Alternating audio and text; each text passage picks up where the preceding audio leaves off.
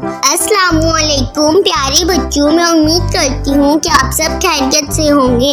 आज मैं आप लोग को बहुत प्यारी सी छोटी सी पोएम सुनाऊंगी जिसका नाम है मछली का बच्चा। तो चलिए अब हम स्टार्ट करते हैं।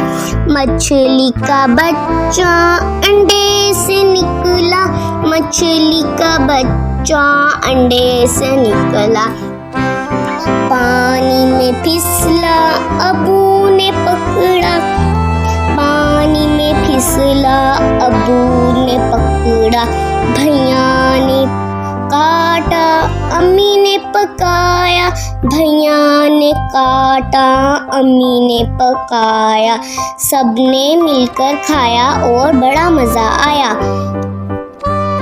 मछली का बच्चा अंडे से निकला, मछली का बच्चा अंडे से निकला, पानी में फिसला अबू ने पकड़ा, पानी में फिसला अबू ने पकड़ा, भैया ने काटा अम्मी ने पकाया, सबने मिलकर खाया और बहुत मज़ा आया।